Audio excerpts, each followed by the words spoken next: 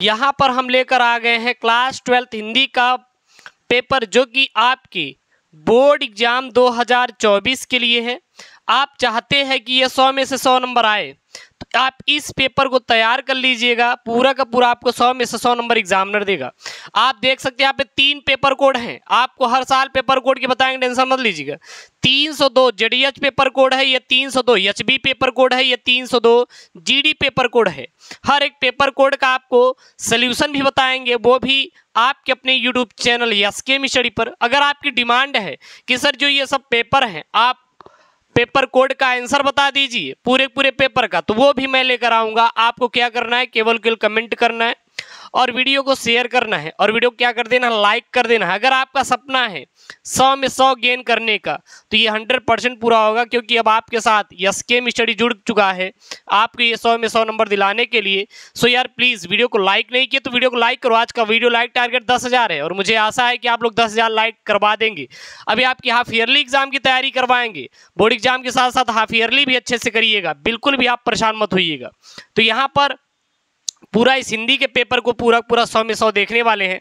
सबसे पहले देखिएगा कि जो एग्जामिनर रहता है, यानी जो बोर्ड रहता है, वो क्या करता है। तो ऊपर देखिए आपको दिया रहेगा अनुक्रमांक। अनुक्रमांक मतलब आपका रोल नंबर, जो आपका रोल नंबर रहेगा उसको यहाँ पे भरने के लिए देता है। तो आप यहाँ पे क्या भरेंगे, अपने रोल नंबर को भरेंगे। उसके बाद यहाँ पे नाम, जैसे जो भी आपका नाम है, अगर नाम है शिवम तो ठीक है, आप यहाँ पे अपना नाम यहाँ पे भर देंगे, ठीक है ना। और उसके बाद यहाँ पे आपको सब्जेक्ट का नाम आपको लिखा रहेगा और ये पेपर कोड होता है। ये आपका क्या होता है, ये आपका पेपर कोड होता है। तो पेपर कोड आप विशेष तौर पर ध्यान देंगे, क्योंकि पेपर कोड इंपॉर्टेंट होता है। अगर पेपर कोड अगर आप बोर्ड की कॉपी में लिखना भूल जाते हैं, तब समझ लीजिए कि दिक्कत हो जाएगी। इसलिए आप लोग पेपर कोड को सही ढंग से ही अपने बोर्ड एग्जाम की कॉपी में भरेंगे, ठीक है। उसके बाद ये आपका पूर्णांक है, 100 नंबर का आपको पूर्णांक रहेगा। जो समय रहेगा वो 3 घंटे 15 मिनट का टाइम रहेगा। कुछ निर्देश है यहाँ पे, निर्देश में देखिए, प्रारंभ के 15 मिनट परीक्षार्थियों को प्रश्न पत्र पढ़ने के निर्धारित रहेगा। इस प्रश्न पत्र में 2 खंड है, दोनों खंडों के सभी उत्तर देना क्या रहेगा, आपको आवश्यक रहेगा। मतलब 2 खंड रहेंगे, एक खंड क रहेगा और दूसरा वाला क्या रहेगा, ख रहेगा।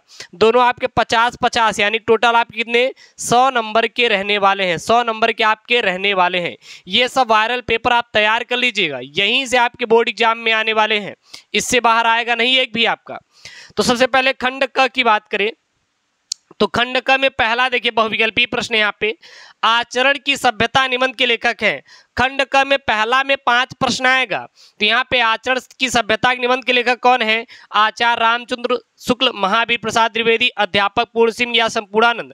तो आचरण की सभ्यता के जो निबंध के लेखक है वो अध्यापक पूर्ण सिंह जी हैं। कौन है, अध्यापक पूर्ण सिंह जी जो हैं आचरण की सभ्यता निबंध के क्या हैं, लेखक हैं। तैयार कर लीजिए। उसके बाद ख वाला प्रश्न यहाँ पे, हिंदी नई चाल में ढली यह कथन किस लेखक का है, यानी जो हिंदी नई चाल में ढली यह कथन किस लेखक का था, बाल कृष्ण भट्ट का, बद्री नारायण चौधरी प्रेमघन का, भारतेंदु हरिश्चंद्र का या महावीर प्रसाद द्विवेदी का। तो ये था भारतेंदु हरिश्चंद्र का था। आप लोग तैयार कर लेंगे। उसके बाद यहाँ पे कब वाला है, उसने कहा था कहानी के लेखक कौन है, जयशंकर प्रसाद, चंद्रधर शर्मा गुलेरी या भारतेंदु हरिश्चंद्र या फिर महावीर प्रसाद द्विवेदी। तो उसने कहा था जो कहानी के लेखक थे वो थे चंद्रधर शर्मा, यानी कि गुलेरी जी इसके लेखक थे। उसके बाद यहाँ पे घ वाला प्रश्न देख सकते हैं। घ वाला प्रश्न क्या कह रहा है, चिंतामणि निबंध संग्रह के लेखक हैं। चिंतामणि निबंध संग्रह के लेखक कौन है, महावीर प्रसाद द्विवेदी, भारतेंदु हरिश्चंद्र या हजारी प्रसाद द्विवेदी या फिर रामचंद्र शुक्ल। तो चिंतामणि निबंध के संग्रह के जो लेखक है वो रामचंद्र शुक्ल थे। कौन थे, रामचंद्र शुक्ल जो थे चिंतामणि निबंध संग्रह के क्या थे, लेखक थे। तैयार कर लीजिए। तो ये एकदम वायरल वाले पेपर है, आप लोग इनका सारा आंसर आपको तैयार होना चाहिए। इसका मैं आपको फुल सोल्यूशन भी करवा देंगे अगर आप कमेंट करते हैं। फिर देखिए आप अंगा वाला प्रश्न है, कलम का सिपाही के रचनाकार है प्रेमचंद्र, अमृत राय, यशपाल या फिर जैनिंद। तो कलम का सिपाही जो रचनाकार है वो अमृत राय जी हैं। फिर यहाँ पे पहला का 5 प्रश्न खत्म होता है। अब यहाँ पे दूसरा का है, दूसरा का क है यहाँ पे, प्री प्रवास के रचयिता है मैथिली शरण गुप्त, सियाराम शरण, गुप्त या फिर अयोध्या सिंह उपाध्याय हरियोध या जयशंकर प्रसाद। तो प्रिय प्रवास के रचयिता जो है वो है अयोध्या सिंह उपाध्याय हरियोध जी हैं। उसके बाद क्या वाला निम्नलिखित में से छायावाद के कवि कौन है? परमानंद दास, सूरदास, चतुर्भुज दास या मुकुटधर पांडे। तो जो छायावाद के कवि थे वो कौन थे? मुकुटधर पांडे जी थे। कौन थे? मुकुटधर पांडे जी थे। फिर ग वाला यहाँ पे निम्नलिखित में से कौन सा कवि छायावाद युग का नहीं? छायावाद आपको बताना नहीं है। सूर्यकांत त्रिपाठी निराला नहीं है, जयशंकर प्रसाद, महादेवी वर्मा या फिर अज्ञे। तो जो छायावाद के युग के कवि नहीं वो अज्ञे जी छायावाद युग के कवि नहीं थी। उसके बाद यहाँ पे घ वाला प्रश्न है कि रश्मि रथी किस कोट की रचना है? तो रश्मि रथी महाकाव्य है या खंड काव्य है या मुक्तक है या फिर गद्य काव्य है? तो जो रश्मि रथी है वो एक महाकाव्य है। क्या है? महाकाव्य है। प्यारे बच्चों तैयार करके रखना है, पेपर में जाकर छाप कर आना है, एकदम छाप छोड़ देना है इस बार। उसके बाद अंगा वाला प्रश्न है बादल को घिरते देखा रचना है। बादल को घिरते देखा रचना किसकी है? मुक्तिबोध की, नागार्जुन की, त्रिलोचन की या फिर अज्ञे की? तो बादल को घिरते देखा जो रचना है वो नागार्जुन की किसकी है? नागार्जुन की है। ठीक है ना। उसके बाद यहाँ पे आपका जो तीसरा प्रश्न आएगा वो आएगा गद्यांश रिलेटेड। गद्यांश कितने नंबर का आएगा? 10 नंबर का। देख सकते हैं आपके पेपर में गद्यांश आने वाला है। गद्यांश क्या रहेगा? देखिए यहाँ पे पृथ्वी के विशाल प्रांगण में सब जातियों के लिए समान क्षेत्र है, समन्वय के मार्ग से भरपूर प्रगति उन्नति करने का एक सबको जैसा अधिकार है। तो दिन आपको इस प्रकार से आएगा। दो रहेंगे गद्यांश, दोनों में से कोई एक सॉल्व करना रहेगा। तो सबसे पहले आप इसको पढ़ेंगे, उसके बाद इससे 5 प्रश्न पूछे जाएंगे। देखिए सबसे पहला प्रश्न क्या है कि पाठ का शीर्षक और लेखक का नाम। तो इसको सर कैसे याद करेंगे? तो अगर गद्यांश आप पढ़ लेंगे तो आप बता सकते हैं। देखिए ये राष्ट्र लिखा है, क्या लिखा है? राष्ट्र। अगर यहाँ पे राष्ट्र लिखा है तो राष्ट्र लिखा है तो आपको याद होना चाहिए कि सर एक पाठ है जो कि राष्ट्र का स्वरूप है। क्या है? राष्ट्र का स्वरूप है। अगर राष्ट्र दिखा तो राष्ट्र का स्वरूप बता दीजिए। और राष्ट्र के स्वरूप के लेखक कौन है सर? इसके लेखक हैं वासुदेव शरण अग्रवाल। वासुदेव शरण अग्रवाल भाई साहब हैं, अग्रवाल जी हैं। तो इस प्रकार से आप जब बताएंगे ना तो आपका सही रहेगा और इसी प्रकार से आपको उत्तर भी देना है। ठीक है ना, मिस्टेक बिल्कुल भी नहीं करनी है। तो पाठ का शीर्षक क्या है? राष्ट्र का स्वरूप है। लेखक कौन है? वासुदेव शरण अग्रवाल जी हैं। फिर यहाँ पे राष्ट्र के प्रत्येक अंक की सुध हमें केवल होनी चाहिए। तो इसका आंसर आपको इसी मिलेगा, इसी में आपको मिलेगा कि को किसी जन को पीछे छोड़कर राष्ट्र आगे नहीं बढ़ सकता, तथा प्रत्येक राष्ट्र की अंग की सुध हमें लेनी होगी। तो इस प्रकार से आप सारे आंसर दे दीजिएगा। ठीक है ना। उसके बाद यहाँ पे क्या है आपके पद्यांश। देखिए दिए गए पद्यांश पर आधारित इनकी प्रश्न को उत्तर दीजिए। 10 नंबर का है। 10 में से यहाँ पे क्या है? जलधि के फूटे कितने उस दीप कच्छप डूबे उतर आए, किंतु वह खड़ी रहे दृढ़ मूर्ति अभ्युदय का कर रही उपाय।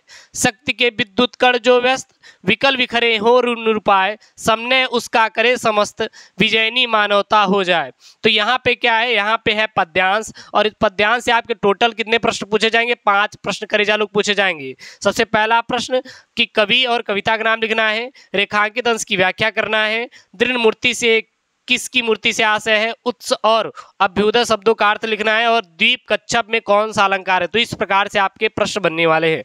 उसके बाद आपका जो पांचवा बनेगा, पांचवा आपका रहेगा रचना। क्या यहाँ पे? रचना। देखिए यहाँ पे किसी लेखक का साहित्यिक परिचय देते हुए उनकी प्रमुख रचनाओं का क्या करना, उल्लेख करना है। 5 नंबर के रहेंगे। सबसे इंपॉर्टेंट वाले ये हैं लेखक, आप तैयार कर लीजिए। कौन है? वासुदेव शरण अग्रवाल, डॉक्टर हजारी प्रसाद द्विवेदी। कौन है? डॉक्टर हजारी प्रसाद द्विवेदी। और फिर कौन है आप देखेंगे, आगे चलिए देख लेते हैं। तो आगे जो है वो है आपके डॉक्टर एपीजे अब्दुल कलाम। कौन भैया? डॉक्टर एपीजे अब्दुल कलाम यहाँ पे हैं। तो इसमें से हम लोग किसको देखने वाले हैं? यहाँ पे थोड़ा सा हम लोग देख लेते हैं वासुदेव शरण अग्रवाल का संक्षिप्त परिचय। मैंने इसी वायरल पेपर में डलवा दिया था। डॉक्टर वासुदेव शरण अग्रवाल का संक्षिप्त परिचय देख सकते हैं कि इनका जन्म कब हुआ था, जन्म स्थान, उपाधि पीएचडी, डी.लिट की उपाधि, भाषा शैली, प्रमुख रचनाएं, मृत्यु और साहित्य में स्थान। तो देखिए जो हम लोग वायरल पेपर पढ़ेंगे उसमें आपको सारी चीजें मिल जाएंगी, अलग से आपको कुछ ढूंढने की जरूरत नहीं है, क्योंकि एसके स्टडी आपको बहुत ही यूनिक तरीके से आपको लेकर आ रहा है। तो देन यार आपको बिल्कुल वीडियो को लाइक करना चाहिए और चैनल को सब्सक्राइब करना चाहिए और शेयर जरूर करना चाहिए अपने दोस्तों के साथ। उसके बाद ख वाला प्रश्न यहाँ पे, निम्नलिखित में से किसी एक कवि का साहित्यिक परिचय देते हुए उनके काव्य कृतियों पर प्रकाश डालिए। 5 नंबर का। कितने नंबर का? 5 नंबर का। तो यहाँ पे आपके कवि हैं जैसे अयोध्या सिंह उपाध्याय हरियोध, जयशंकर प्रसाद, सच्चिदानंद हीरानंदी, वासानगी, ये सब आपके इंपॉर्टेंट वाले कवि हैं भैया, आपको तैयार होने चाहिए। और यहाँ पे संक्षिप्त परिचय जयशंकर प्रसाद जी का मैंने दे भी दिया है, अगर आपको करना है तो देख लीजिएगा, इसी वायरल पेपर मैंने डलवा दिया था। उसके बाद देखिए बहुत ही प्यारा क्वेश्चन बनेगा, क्या बनेगा यहाँ पे, और बहुत ही आईएमपी वाला कि पंचलाइट अथवा ध्रुव यात्रा यहाँ पे रहेगा, क्या रहेगा, यात्रा, ध्रुव यात्रा, कहानी का सारांश 80 शब्दों में 5 नंबर का मिलेगा। और 100 पठित खंड काव्य भी आएगा, 100 पठित खंड काव्य आपके जिले के अनुसार आएगा, जैसे कि मुक्ति यज्ञ का आएगा, सत्य की जीत का आएगा, रश्मि रथी की आएगी, आलोक वृत्त का, त्यागपति का और श्रवण कुमार का। तो इस प्रकार से खंड काव्य भी अब पेपर में जुड़ेगा, तो खंड काव्य भी आप अच्छे से तैयार कर लीजिएगा, ठीक है ना।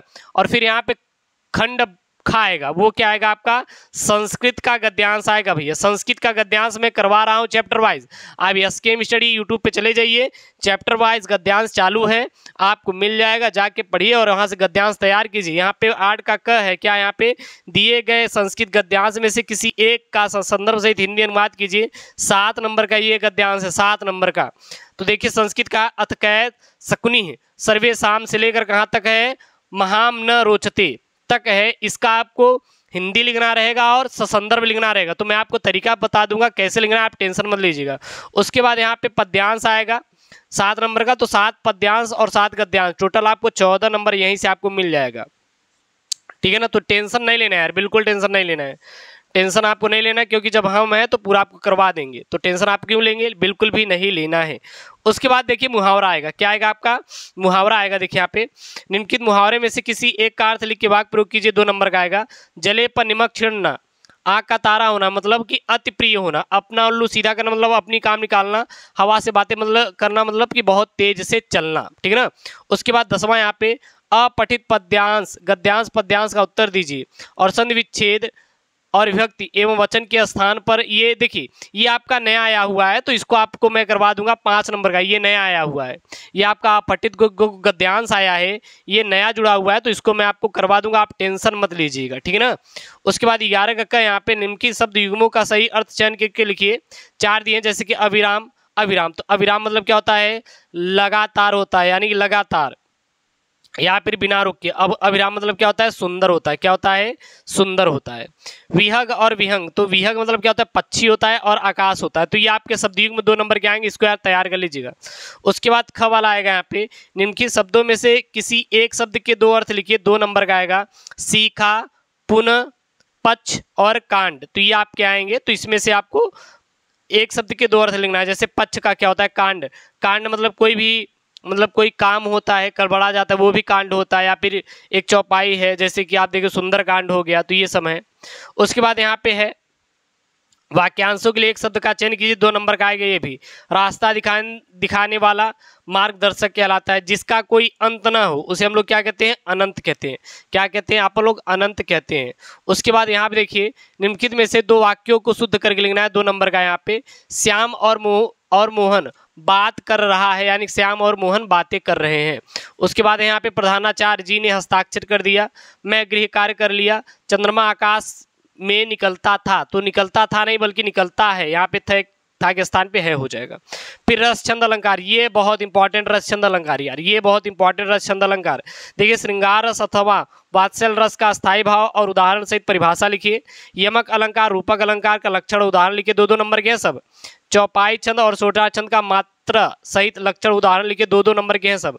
ऋण शिक्षा, ऋण प्राप्त करने के लिए बैंक प्रबंधक को आवेदन पत्र लिखिए, ये आपके कितने नंबर का है, ये आपका 6 नंबर का है। या फिर अथवा नगर में अतिक्रमण की समस्या निवारण हेतु महापौर को पत्र लिखिए, सब आपके कितने नंबर के, 6 नंबर के हैं प्रश्न। तो देख सकते हैं बहुत इंपॉर्टेंट वाला है, ये आपका टॉपिक बहुत इंपॉर्टेंट वाला है, मैं आपको फुल्ली सोल्यूशन करवाऊंगा, टेंशन मत लीजिएगा। उसके बाद यहाँ पे 14 वाला है कि निम्नलिखित विषयों में से किसी एक पर आप लोग निबंध लिखें, निबंध लिखना है, 9 नंबर का है। पर्यावरण संरक्षण की आवश्यकता, महामारियों के संबंध में जागरूकता के उपाय, मेरे प्रिय उपन्यासकार, भारतीय कृषकों की समस्या और समाधान, विद्यार्थी जीवन में अनुशासन का महत्व। तो इस पर आपके क्या आने वाले हैं, आपके निबंध आएंगे, तो आप इन निबंधों को तैयार करके जाइएगा। तो ये आप देख लीजिए, तीनों कोड आपके सामने है और एक एक करके मैं सॉल्व करवा दूंगा, आप कमेंट बॉक्स में छाप दीजिए। आप जिस जिले से हैं, आप अपने जिले के अनुसार कमेंट बॉक्स से कीजिए, ताकि आपको आपके जिले के अनुसार मैं इसका पूरा सोल्यूशन दे दूं। तो ऐसी वीडियो चाहिए तो चैनल को सब्सक्राइब करिए यार, और हाँ, वीडियो को लाइक कर दीजिएगा। वीडियो क्या करेंगे, लाइक कर देंगे। तो मिलते हैं नेक्स्ट वीडियो में। दोस्तों थैंक यू, जय हिंद, टेक केयर, बाय बाय।